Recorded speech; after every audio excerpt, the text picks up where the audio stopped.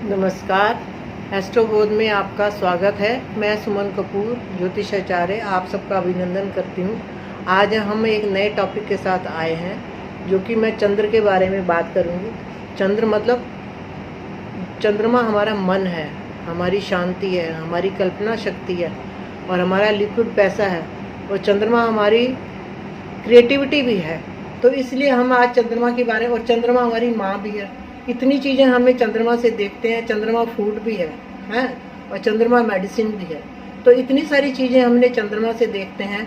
तो अगर चंद्रमा हमारा डेबिलिटेड हो, नीच का हो और शत्रु राशि में हो, जैसे कर्क राशि का, मीन राशि का और क्या कहते हैं पाइसेस राशि, चंद्रमा कर्क राशि का, मीन राशि का और वृश्चिक राशि का अच्छा नहीं माना जाता। उसका रीज़न ये है कि चंद्रमा की अपनी राशि कर्क है और मीन राशि में है, तो दोनों तरफ उसकी शनि की राशि है और तीसरा वृश्चिक राशि, क्योंकि वृश्चिक राशि में चंद्रमा नीच का होता है। अब हमने चंद्रमा के केमद्रुम योग के बारे में बात करनी है। वैसे तो चंद्रमा से अनफा योग बनता है या चंद्रमा नीच का है, जो दोनों तरफ ग्रह चंद्रमा या शत्रु राशि में है, जो व्यक्ति सामाजिकता से, समाज से दूर रहता है, बहुत अच्छा ही नहीं लगता, क्रिएटिविटी होता है। और अगर चंद्रमा नीच का हो जाता है तो व्यक्ति का सम्मान करता है, मेहनत करता है, बहुत अपनी लाइफ में मेहनत करता है, लेकिन उसका रिजल्ट किसी और को मिलता है। ऐसा हमने भी उसको जो है ना उसका चंद्रमा करेंगे और डिटेल में केमद्रुम योग। केमद्रुम योग बनता कैसे है? जब हमारे कुंडली में चंद्रमा के दोनों तरफ, मतलब उसके दूसरे भाव में और उसके 12वें भाव में कोई ग्रह नहीं होता, तो ये केमद्रुम योग बनता है। तो चंद्रमा क्या होता है कि चंद्रमा को सहारा चाहिए। चंद्रमा जो है ना, बिना समाज में भी अगर व्यक्ति जो है चंद्रमा के दोनों तरफ ग्रह नहीं होते हो, केमद्रुम योग बनता है, तो व्यक्ति को जो है ना अलूप सा रह जाता है, अकेला सा रह जाता है।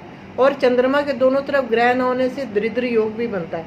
उसके बाद पैसा नहीं होता, उसकी लिक्विडिटी, जो चंद्रमा लिक्विडिटी ऑफ कैश है, वो स्थिर नहीं रहता, अस्थिर रहता है। और व्यक्ति भी बहुत चंचल होता है, उसका कोई वो निर्णय नहीं ले सकता। अगर निर्णय लेता है तो गलत निर्णय लेता है। तो इसलिए हमने ये देखा कि चंद्रमा अगर खाली उसके साथ, लेकिन अगर उसके साथ युति कोई ग्रह कर रहा है तो ये चंद्र केमद्रुम योग भंग हो जाता है। और चंद्रमा से केंद्र में अगर ग्रह हैं तो भी ये केमद्रुम योग भंग हो जाता है। और चंद्रमा केंद्र में है तो भी ये उतना इफेक्ट, केमद्रुम योग उतना इफेक्ट नहीं डालता। लेकिन हमने ये देखा कि चंद्रमा अगर केमद्रुम योग में है, उसके दोनों तरफ ग्रह नहीं है, तो व्यक्ति को जो एक ऑटिज्म जो होती है आजकल बीमारी है, मानसिक बीमारियां भी चंद्रमा केमद्रुम योग होने से व्यक्ति को मानसिक बीमारियां भी होती हैं। और जो है ऑटिज्म, जिसको हम कहते हैं कि बंदे का दिमाग स्थिर नहीं रहता, उसको मानसिक बीमारी होती है, वो भी केमद्रुम योग के कारण ही होती है। तो इसलिए हमें चंद्रमा के उपाय करनी चाहिए, क्योंकि चंद्रमा जो, अगर हमारा चंद्रमा ही ठीक नहीं होगा, हमारा मन ही ठीक नहीं होगा, तो हमारी क्रिएटिविटी क्या होगी। दूसरी बात, चंद्रमा में केमद्रुम योग हो, दोनों तरफ ग्रह ना हो, तो माता, क्योंकि चंद्रमा माता है, तो उसकी माता की भी तबीयत ठीक नहीं रहती, उसकी माता से उसको प्यार नहीं मिलता, वो अपने घर से दूर रहता है, उसको समाज में उसका कोई दोस्त नहीं होता। सामाजिक, मतलब जैसे समाज में रहने के लिए व्यक्ति सामाजिक प्राणी है, उसको सोशल गैदरिंग वगैरह अच्छी लगती है। लेकिन अगर चंद्रमा केमद्रुम योग में है या चंद्रमा नीच का है या दोनों तरफ ग्रह नहीं है या वो शत्रु राशि में है, तो व्यक्ति सामाजिकता से, समाज से दूर रहता है, उसको अच्छा ही नहीं लगता किसी के साथ बैठने में। और अगर चंद्रमा नीच का हो जाता है तो व्यक्ति करता है, मेहनत करता है, बहुत अपनी लाइफ में मेहनत करता है, लेकिन उसका रिजल्ट किसी और को मिलता है। तो हमने केमद्रुम योग की चर्चा करी। अब हम ये देखते हैं कि केमद्रुम योग हमारा शांत कैसे होगा। अब देखो, जब बच्चा पैदा होता है तो ग्रह तो बैठ जाते हैं, और हमने देखा चंद्रमा केमद्रुम योग में है, तो हमें ऐसे में उस व्यक्ति को शिवजी पे, शिवलिंग पे दूध का अभिषेक करना चाहिए सोमवार को।